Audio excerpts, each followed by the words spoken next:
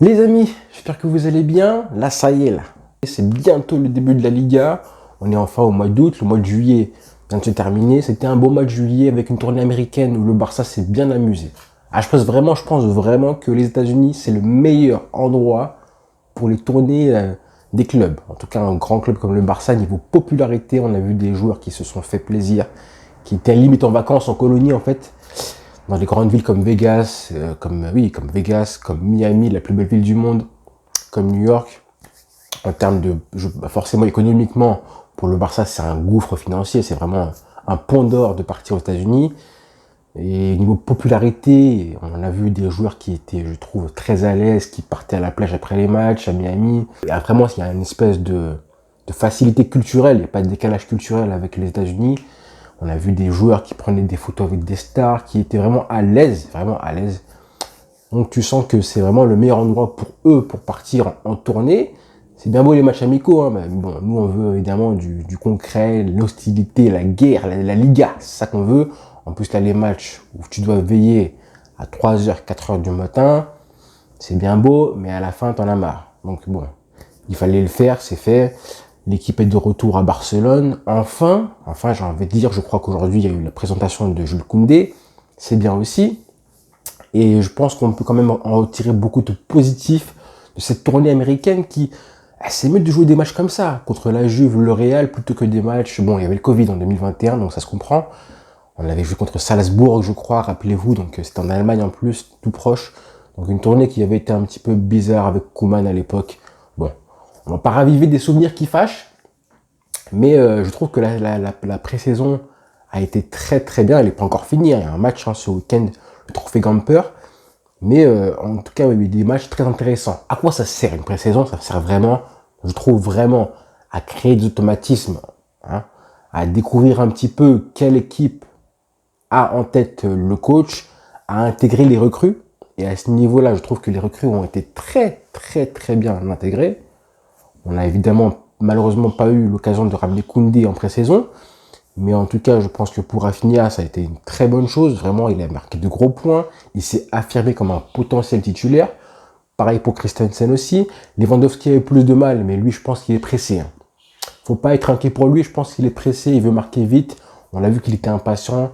Il veut casser la barrière psychologique, créer un déclic psychologique qui fait que voilà, c'est fait. J'ai marqué. Mais bon, je suis pas inquiet, moi.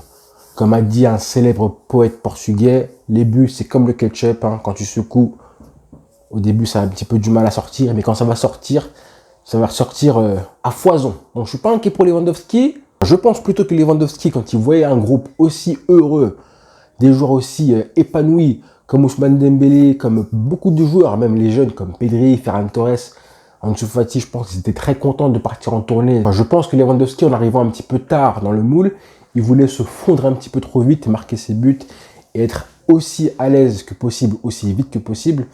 Mais tu as le temps, tu as le temps, d'accord? Donc on va voir. Là, je crois que sa famille est restée à Barcelone carrément, le temps de s'installer.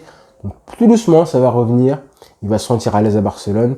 Et je suis pas inquiet du tout. Je suis pas du tout inquiet pour Lewandowski, loin de là. Malgré le manque d'efficacité, un déclic. Et quand ça sera normal pour lui de marquer, d'être décisif, vous allez voir que ce sera un Lewandowski en pleine confiance. Là, il a juste besoin de confiance.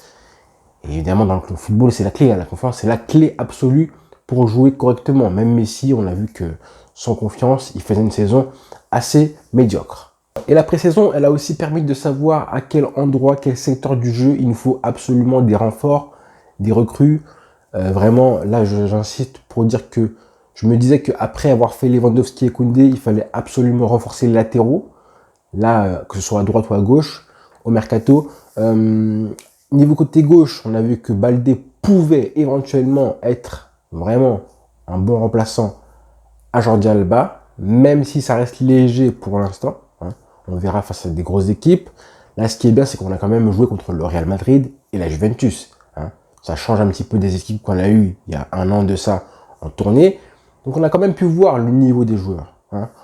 Et puis voilà, on a vu aussi qu'à droite, il manquait vraiment un joueur, un titulaire potentiel, clairement. Alors moi, Spilicueta, je suis fan, mais j'ai été fan il y a très longtemps de ça. Il a 32 ans. Je suis d'accord pour le ramener au Barça. D'accord, il n'y a pas de problème avec ça. Quand je vois le niveau des joueurs du Barça côté droit, que ce soit Dest ou Sergio Roberto, Azpilicueta, je ne peux pas dire non.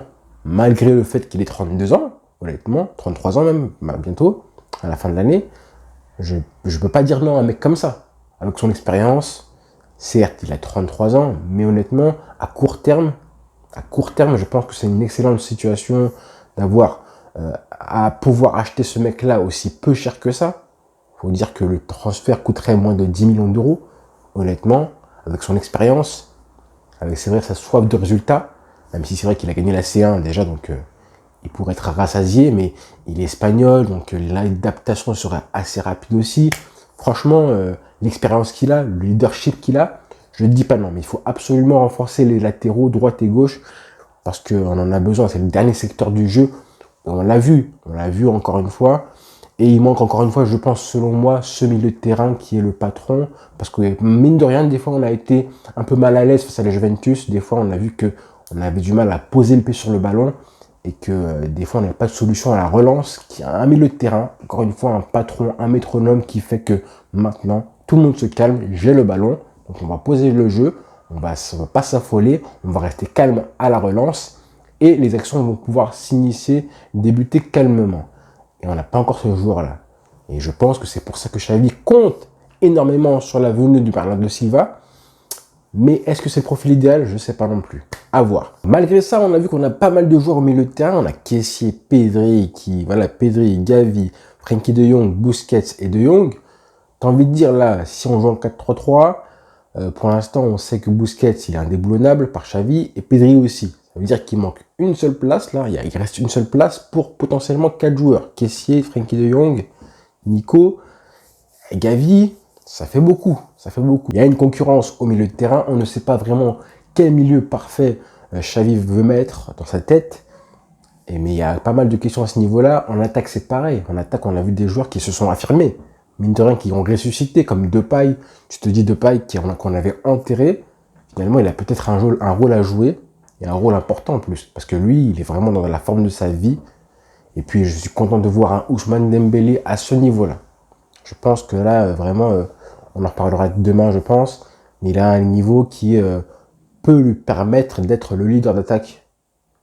Ou l'homme qui fait la différence, qui fait les différences. Je pense que Lewandowski a une sensibilité footballistique qui veut que il a besoin d'avoir des joueurs, un joueur au moins, avec qui il est très proche sur le terrain, avec qui il a une complémentarité, et voilà, sur lequel il peut s'appuyer aussi, combiner aussi. Et quand on aura ça avec Dembélé ou Rafinha ou les deux, je pense que ça fera vraiment très mal. Là, à l'heure où on parle, je vois vraiment que les ailiers potentiellement titulaires au Barça pour après le début de la saison, ça va être Rafinha à droite et Dembélé côté gauche du coup, avec des joueurs qui pourront du coup alterner en plein match, ça c'est sûr. Mais pour l'instant, je pense qu'ils ont une longueur d'avance sur des mecs comme Ansu Fati, comme Ferran Torres, comme Depay. Donc pour l'instant, le trio offensif devrait être Lewandowski et les deux ailiers. Ça reste équilibré en attaque. Maintenant, il faut un gros milieu de terrain. Je pense que vraiment, là, au niveau du milieu de terrain, c'est là vraiment où il y a un gros travail à trouver des joueurs qui jouent ensemble et qui commencent à progresser ensemble. Vous voyez, dans tous les clubs du monde et d'Europe, il y a des milieux de terrain qui jouent ensemble depuis 3, 4, 5, voire 10 ans.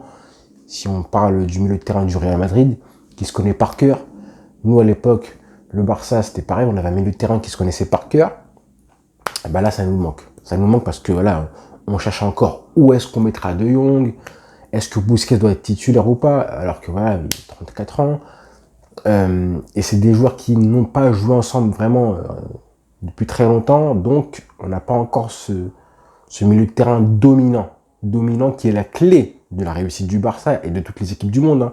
Le milieu de terrain, c'est la clé. Et au Barça, on n'en est pas encore là. Donc il faut créer un petit peu des automatismes de la complémentarité. Ça va être la clé selon moi. Et le prochain sujet qui fait que est-ce qu'on est un potentiel favori pour tous les titres qui se présentent à nous. Donc voilà, ça va être les questions auxquelles on va devoir répondre très vite avant le début de la saison. Et en plus, si on ramène Bernardo Silva, honnêtement, les dilemmes vont être colossaux pour Xavi. En tout cas là, La pré-saison a montré qu'on a vraiment un très gros effectif, de plus en plus complet. Vraiment, je pense que quand on fera le bilan du mercato à la fin du mois d'août, on pourra dire qu'on a un effectif, je pense, presque parfait, à condition de se renforcer comme les latéraux. Parce que en tant que latéraux, je pense que là, il y a du boulot à faire. Donc voilà les frères, bonne journée à tous, ciao.